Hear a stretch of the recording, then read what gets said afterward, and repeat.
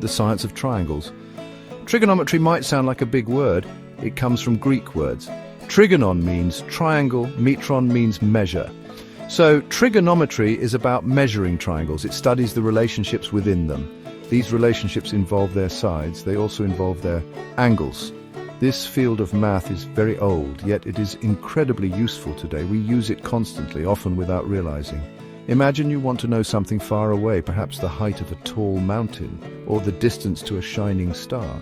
You cannot simply use a ruler. These distances are too vast. This is where trigonometry steps in. It gives us tools to measure the unmeasurable. It uses the simple shape of a triangle.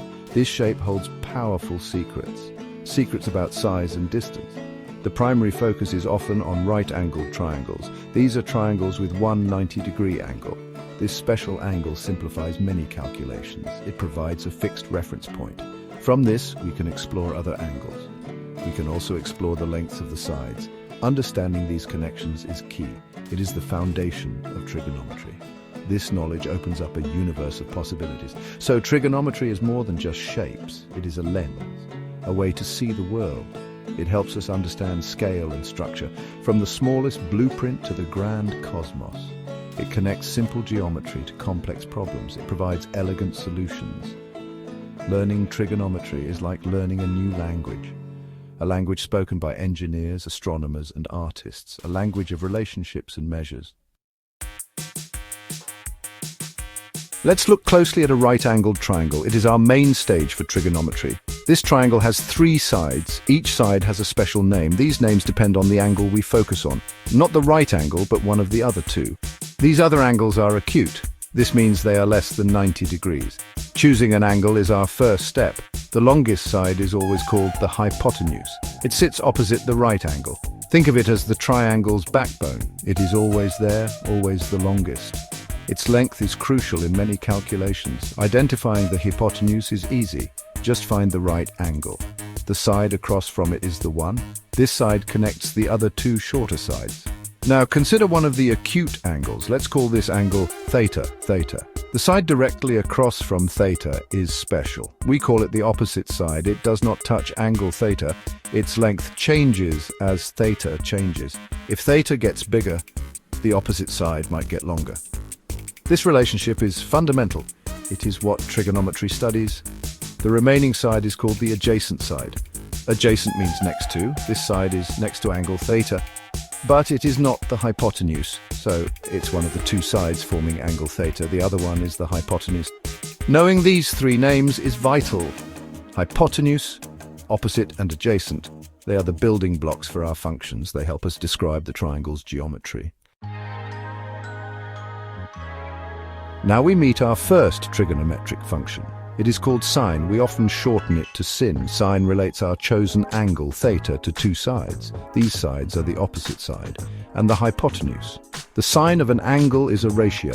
It is the length of the opposite side divided by the length of the hypotenuse. So sin that equals opposite over hypotenuse. This ratio is incredibly powerful.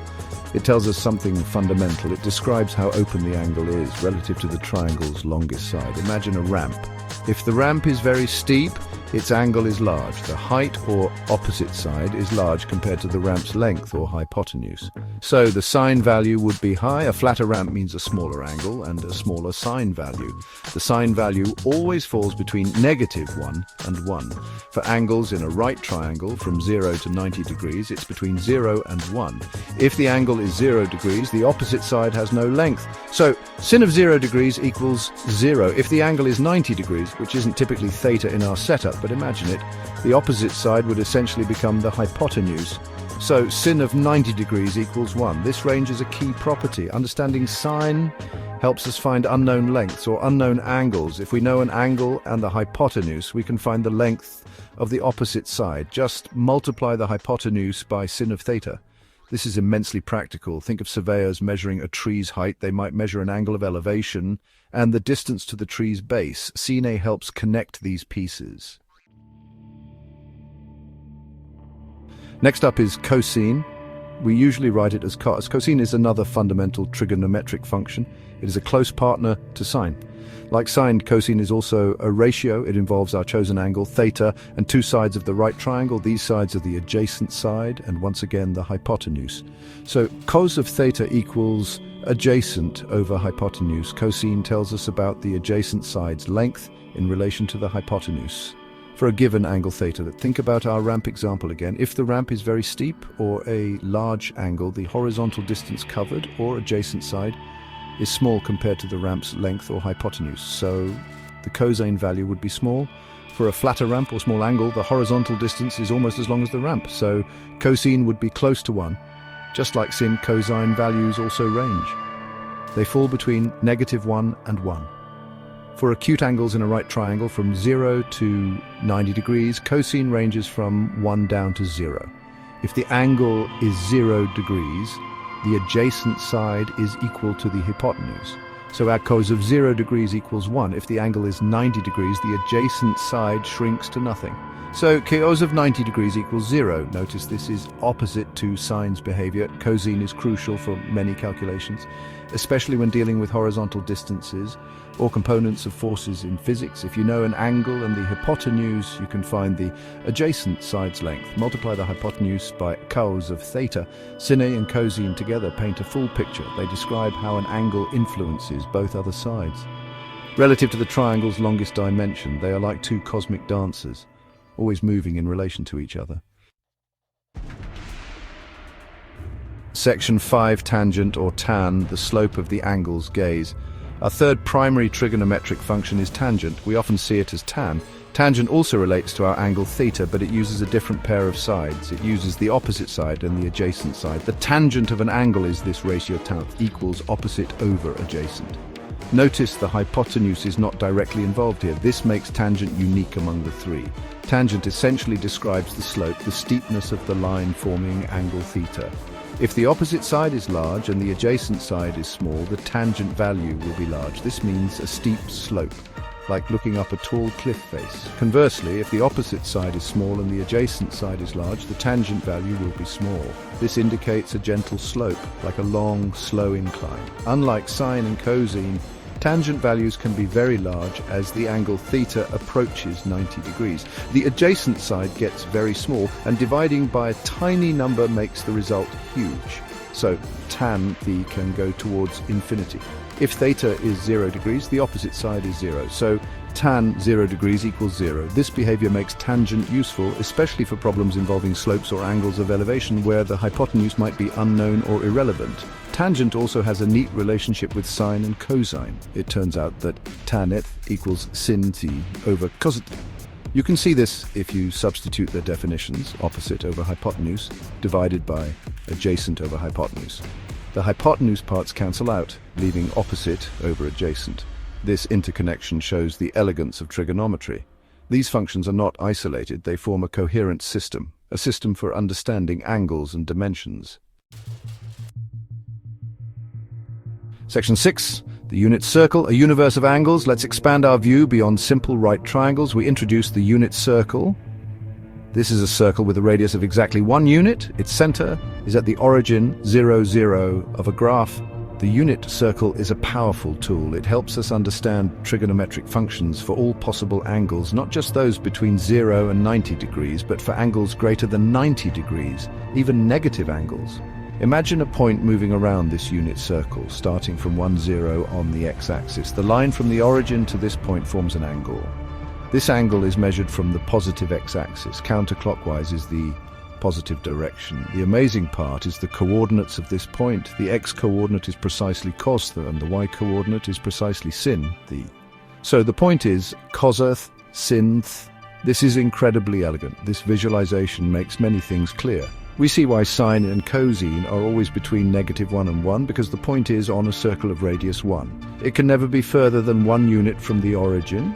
We can also see their values for key angles. At 0 degrees, the point is 1, 0. So cos 0 degrees equals 1, sin 0 degrees equals 0. At 90 degrees, the point is 0, 1. So cos 90 degrees equals 0, sin 90 degrees equals 1. This pattern continues around the circle. The unit circle also shows the cyclical nature of these functions. As the angle goes beyond 360 degrees, the point simply retraces its path. So sin θ is the same as sin plus 360 degrees. The same applies to cosine. This periodicity is fundamental in many fields, like physics, for describing waves, or engineering for alternating currents. The unit circle is a cosmic map charting the endless dance of angles. Section 7. Pythagoras' legacy, the triangle's unbreakable law. There is an ancient theorem deeply connected to trigonometry. It's the Pythagorean theorem, named after the Greek mathematician Pythagoras, though, its knowledge might be even older. This theorem applies specifically to right-angled triangles and states a profound relationship between the lengths of its three sides. It's a cornerstone of geometry. The theorem says a squared plus b squared equals c squared. Here, a and b are the lengths of the two shorter sides, the sides that form the right angle, and ci is the length of the hypotenuse, the longest side, opposite the right angle. So the square of the hypotenuse's length is equal to the sum of the squares of the other two sides' lengths. This is a universal truth for all right triangles. How does this relate to trigonometry? Consider our unit circle definitions. We know x equals cosine of theta and y equals sine of theta. In the unit circle, the radius is the hypotenuse and its length is 1. The x and y coordinates form a right triangle with the radius as the hypotenuse. So, applying Pythagoras, cosine squared of theta plus sine squared of theta equals 1 squared. This simplifies to a famous identity: sine squared theta plus cosine squared theta equals 1. This is always true for any angle theta. This Pythagorean identity is incredibly useful. It links sine and cosine directly. If you know the sine of an angle, you can find its cosine and vice versa without even knowing the angle itself. The Pythagorean theorem is more than just lengths. It's about the fundamental geometry of space. It underpins distance calculations in many dimensions. It's a testament to the power of simple relationships, shaping our understanding of shapes. Section 8. Trigonometry on Earth, shaping our world. Trigonometry is not just for textbooks, it's all around us. It helps build our cities and guides ships across oceans. Architects use it constantly. When designing buildings, they need to calculate angles. They determine structural loads and stability.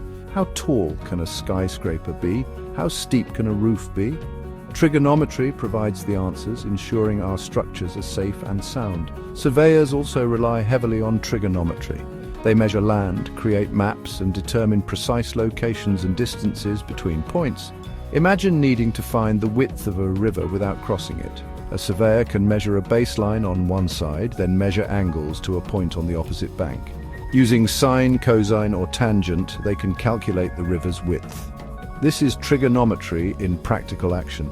Navigation is another key area. For centuries, sailors used stars and trigonometry to find their position at sea.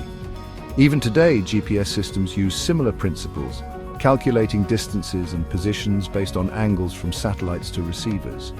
Pilots use it for flight paths, ensuring they reach their destinations accurately. It helps us find our way across vast and sometimes featureless expanses. Even in entertainment, trigonometry plays a role.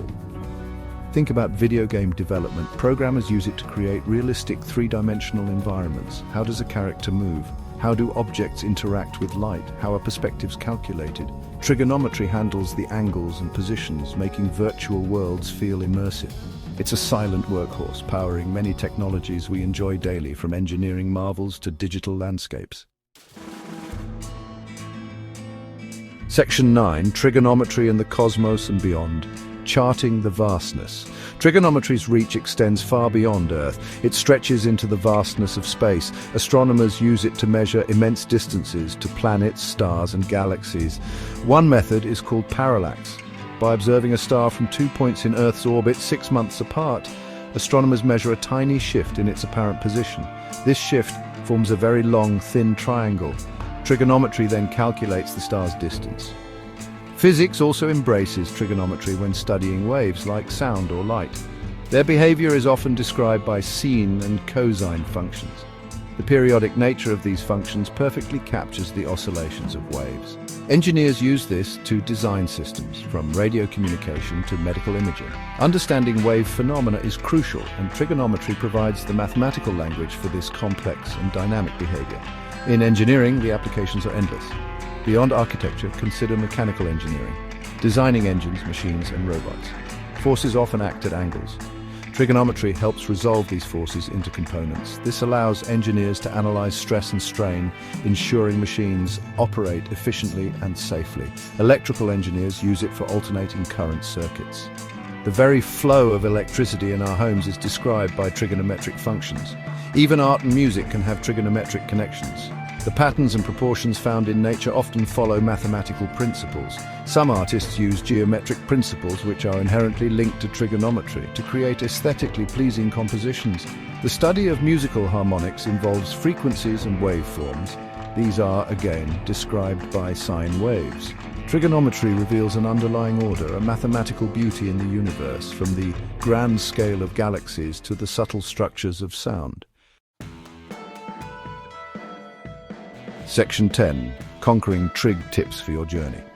Mastering trigonometry might seem daunting at first, but it is entirely achievable. The key is consistent practice and focusing on understanding, not just memorizing formulas. Start with the basics. Ensure you understand SOH katoe. What do sine, cosine, and tangent truly represent? Visualize them with triangles. Draw diagrams for every problem you tackle. This helps immensely. The unit circle is your friend. Spend time understanding it thoroughly. How do sine and cosine values change as you move around it? What happens at 0, 90, 180, 270, and 360 degrees? This conceptual grasp is more valuable than rote learning. It helps you derive values and properties instead of just recalling them.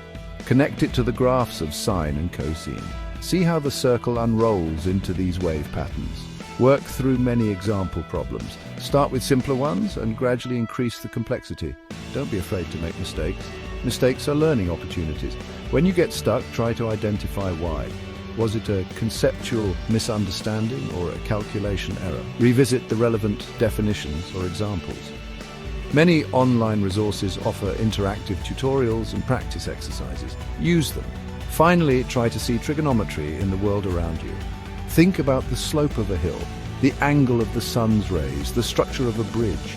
Relating abstract concepts to tangible examples makes them more meaningful and memorable. Trigonometry is a powerful tool. It unlocks a deeper understanding of the universe and our place within it. Embrace the journey of learning it. The cosmos awaits your calculations.